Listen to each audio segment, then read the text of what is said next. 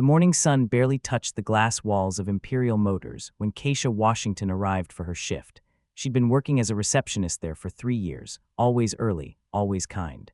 Her uniform was pressed, her smile genuine, even though the pay barely covered her daughter's school supplies and the rent on their small apartment across town. Keisha loved her job, not for the glamour of luxury cars she'd never afford, but for the people. She believed everyone who walked through those doors deserved respect, whether they came in a suit or street clothes. Her grandmother had taught her that, back when Keisha was just a girl in Alabama, learning what dignity meant. That Tuesday morning felt different somehow.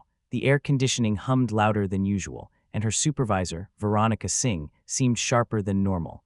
Veronica was the senior sales executive, a woman who wore authority like expensive perfume and judged people by the weight of their wallets. Around mid-morning, Keisha noticed an elderly man approaching the entrance. He moved slowly, deliberately, wearing a simple white outfit that had seen many washes.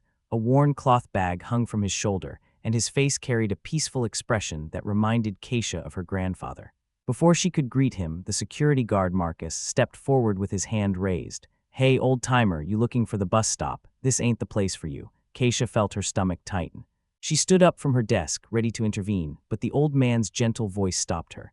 "Young man, I'm here to see your manager. I'd like to view a car." Marcus laughed, loud enough that Veronica heard it from inside. The sound cut through the showroom like broken glass. Part 2. The mockery Keisha watched as Veronica clicked across the marble floor in her designer heels, tablet in hand, her expression already forming into something cruel. The old man stood there, patient as stone, while judgment rained down on him. "Sir," Keisha started, moving toward them, but Veronica's sharp glance froze her in place. "Keisha, return to your desk." "I'll handle this." Veronica's voice carried that edge Keisha knew too well, the one that said stay in your lane. From her desk, Keisha heard everything. The sarcastic questions about payment methods. The condescending tone when discussing the Aurelius X9, their most expensive vehicle priced at $3.5 million. The barely concealed laughter between Veronica and Marcus, treating this elderly man like afternoon entertainment. Keisha's hands trembled as she typed meaningless notes into her computer. She'd seen this before, this casual cruelty disguised as customer service. She'd experienced it herself, the subtle ways people dismissed you, underestimated you, made you feel invisible. But something about this moment felt heavier, more dangerous. The old man requested to hear the engine. Marcus scoffed. "This ain't some regular car, old man. You can't just take me to your owner," the elderly man said quietly. His voice never rose, never hardened, but something in it made Keisha look up. There was authority there, buried beneath that calm exterior like bedrock under soil. Veronica called the general manager, Raymond Hayes. Keisha heard his response through the receiver. "Let him waste his time. He'll leave eventually."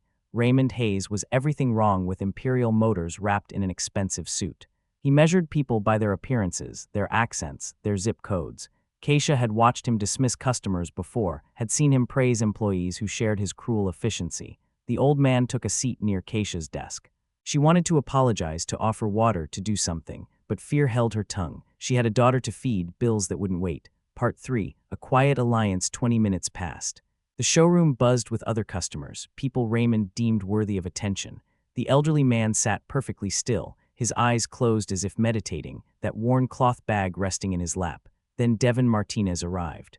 He was new, barely 3 weeks into the job as a junior salesman. Young, eager, still believing the world rewarded honesty. Keisha had liked him immediately, had seen in him the same hope she'd carried when she first started. Devin approached the old man with genuine concern. "Sir, are you all right? Can I help you with something?" The old man opened his eyes and smiled, a smile so warm it seemed to light the space around him. "I just need to speak with your manager, son." Devin nodded and rushed toward Raymond's office. Keisha heard the conversation through the open door, heard Raymond's dismissive response, heard Devin's hesitation before returning with empty hands. "He says he's busy right now, sir. Maybe if you come back another day." The old man nodded as if he'd expected this. "When the time is right, the meeting will happen by itself." Then something unexpected occurred. The old man reached into his cloth bag and pulled out a sealed envelope. "Give this to your manager, but only when he's alone. Can you do that for me, son?" Devin took the envelope, confused but compliant. "What's inside?" "The answer," the old man replied simply. "Just give it to him." Keisha watched this exchange from her desk, her heart racing. She didn't know why, but instinct told her everything was about to change. The old man stood slowly, adjusted his bag, and walked toward the exit. Before leaving, he turned and caught Keisha's eye. He nodded once, a gesture of acknowledgement that somehow felt like forgiveness. After he left, the showroom seemed darker despite the bright lights. Keisha looked at Devin, who stood holding that envelope like it might explode. Their eyes met across the marble floor, and without speaking, they both understood they'd just witnessed something important. Something that would crack this place wide open. Part 4. The revelation that afternoon crawled by like a wounded thing. Keisha couldn't focus on spreadsheets or phone calls.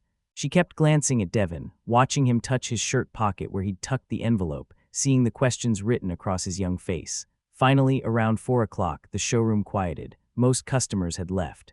Veronica was in the back doing inventory. Marcus had gone for his break. Devin saw his chance and slipped into Raymond's office. Keisha pretended to organize files near the door, close enough to hear.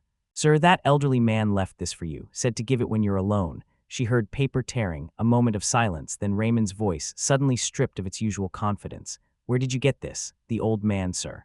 He said, "I know what he said." Raymond's chair scraped against the floor. "Get Veronica." Now, minutes later, Veronica rushed into the office. Keisha moved back to her desk but kept her ears open. Through the partially opened door, she heard everything. The envelope contained a letter from someone named Samuel Shepard. That name meant nothing to Keisha at first, but Raymond's panicked tone told her it should. He was apparently one of the founding directors of the Aurelius Group, the company that owned the franchise rights to Imperial Motors. "We threw out a board member," Veronica whispered, her voice cracking. "We laughed at him. He's coming here tomorrow morning at 10, Raymond said. "We need to fix this." Keisha felt her blood run cold, not with fear, but with recognition. She'd seen powerful people cornered before, watched them scramble to cover their mistakes with lies and manipulation. Raymond and Veronica weren't planning to apologize sincerely. They were planning to spin this, to gaslight an elderly man, to protect themselves at any cost. "We'll say he never identified himself properly," Raymond continued. "We'll blame the staff. Hell, we'll say some imposter was using his name." Devin's voice broke through, small but brave. "But sir, that's not true. We were disrespectful. We judged him unfairly." "You're new here, Martinez," Raymond snapped. "You don't understand how business works." Part 5. A choice in the darkness that evening, Keisha stayed late, something she rarely did. Her daughter Amani was with her grandmother, safe and fed, but Keisha couldn't leave, not yet. She found Devin sitting in the small break room behind the showroom, his head in his hands. When he looked up, his eyes were red. "They're going to lie," he said quietly. "They're going to twist everything." Keisha sat down across from him. "I know, that man was so kind. Even when they mocked him, he stayed gentle. And now they want to." Devin's voice broke. "I don't know what to do." Keisha understood his struggle. She'd faced it herself countless times over 3 years. The choice between speaking truth and keeping your job, between standing up and staying safe, between righteousness and rent money. "I have a daughter," Keisha said softly. "She's 8 years old. Every decision I make, I think about her first." Devin nodded, waiting. "But I also think about what kind of mother I want to be, what kind of woman I want her to see when she looks at me." Keisha's hands were shaking now. "My grandmother used to say, truth might cost you everything, baby girl, but lies will cost you yourself." Devin looked at her, really looked at her, and something passed between them. Understanding, alliance. Courage shared between two people who had nothing but their integrity. "The Aurelius Group has a website," Keisha said. "Contact information for the board of directors." Devin's eyes widened. "You mean?" "I mean that man deserves to know the truth before he walks into their trap tomorrow. I mean someone needs to speak up." She paused, then added quietly, "But I can't be the one. If they trace it back to me, I lose my job, I lose everything. But if they trace it to me, you're young, single, you can start over somewhere else." Keisha's voice cracked. "I can't." The weight of that truth settled between them. Devin sat silent for a long moment, then nodded slowly. "I'll do it," he whispered. Keisha left him there with the office computer, went home to her daughter, and prayed she hadn't just ruined a young man's life for doing the right thing. Part 6, The Reckoning arrives Tuesday morning arrived with the weight of judgment. Keisha came in early, her stomach churning. Raymond and Veronica were already there, rehearsing their performance, arranging their faces into expressions of concerned professionalism. At exactly 10 o'clock, 4 black cars pulled up to the showroom entrance. Samuel Shepard stepped out of the lead vehicle, but this time he wasn't alone. Officers in dark suits flanked him, carrying briefcases and tablets. The man who'd sat so humbly in their lobby yesterday now moved with undeniable authority. Keisha's heart hammered as they entered. Marcus, the security guard, went pale. Veronica's practiced smile crumbled like old paint. And Raymond Hayes, who'd built his career on intimidation, suddenly looked very small. "Where is Raymond Hayes?" Samuel Shepard's voice filled the showroom, no longer soft, no longer asking, commanding. Raymond emerged from his office, hand extended, that fake smile plastered across his face. Mr. Shepherd, sir, what happened yesterday was a complete misunderstanding. The staff didn't. Samuel raised one hand, stopping him mid-sentence. The mistake wasn't just your staff's, Mr. Hayes. The mistake was in your character. Keisha watched from her desk as everything she'd witnessed yesterday was laid bare. One of the officers produced a laptop, pulled up CCTV footage.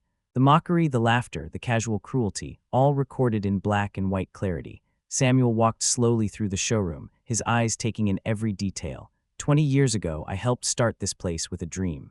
That everyone who walked through these doors, rich or poor, black or white, old or young, would be treated with dignity.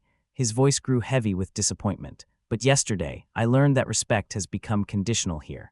That human worth is measured by clothing and assumptions. Raymond tried to speak again, but Samuel silenced him with a look. Then Samuel turned, scanning the room until his eyes found Devon standing near the back, trembling. "You," Samuel said, "come forward." Part 7. The truth rewarded. Devon walked forward on shaking legs, convinced he was about to be fired, blamed, made an example of. Keisha held her breath, her fingernails digging into her palms. But Samuel Shepherd smiled. This young man didn't meet me with lies or excuses. When he saw injustice, he chose truth over comfort. He sent an email last night to our corporate board, telling them exactly what happened here. The showroom went silent. Veronica gasped. Raymond's face turned crimson, then white. Samuel produced a file folder from one of his officers. "Mr. Hayes, you're suspended effective immediately. For the next 6 months, you'll work in our service department. You'll learn what real customer service means from the ground up." Raymond stammered, "Sir, I have a family, a career. Your career isn't ending, it's being corrected." Samuel's voice remained calm but firm.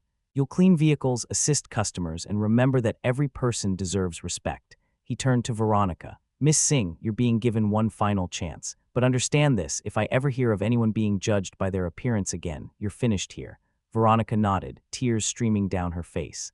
"I understand, sir. I'm so sorry." Then Samuel looked directly at Devon. "As for you, young man, effective today, you're promoted to assistant manager of this showroom." Devon's knees nearly buckled.